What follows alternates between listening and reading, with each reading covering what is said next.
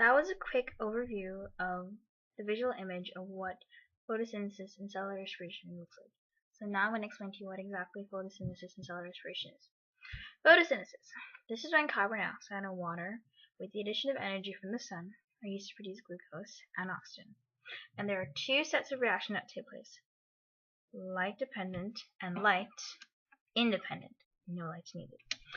The chemical reactions that occur in cellular respiration are, this is a different step, glycolysis, pyruvate oxidation, Krebs cycle, and oxidative phosphorylation. In glycolysis, it is responsible for the production of ATP, adenosine triphosphate, through the degradation of glucose. Now, there are 10 steps. You're probably wondering why there are so many steps. Because each has to facilitate the different enzymes. Now, all the reactions occur in the cytoplasm, and then it can take place with or without oxygen. Now, glycolysis, it uses glucose, 2-PI, 2-ADP, and 2-NAD to produce 2-pyruvate, 2-ATP, 2-NADH, 2 hydrogens, and 2 water molecules. And the net energy gained from this reaction is 2 ATPs and 2 NADHs and 2 pyruvates in the end. But although glycolysis isn't really very efficient. The next step we have is pyruvate oxidation. Pyruvate oxidation is found in the inner membrane of the mitochondria. Now, pyruvate oxidation occurs in 3 simple steps.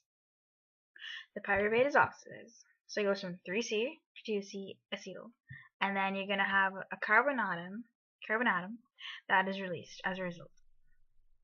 Now, your NAD is going to be reduced to NADH. And then last but definitely not least, your pyruvate is going to dehydrogenase into a complex that attaches itself to a coenzyme to acetyl, and then it will in the end yield 2 NADHs.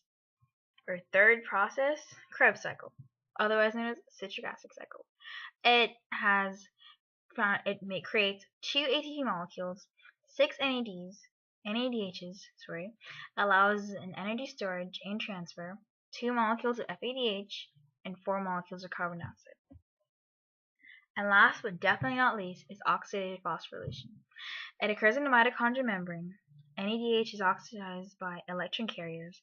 The energy is created that creates a proton gradient. It drives chemiosmosis. In the end, it creates 32 or 34 ATPs. Oxygen is the final acceptor, and then as a result of this, water is produced and released into the membrane. And that was the 4 simple steps of cellular respiration, the pathway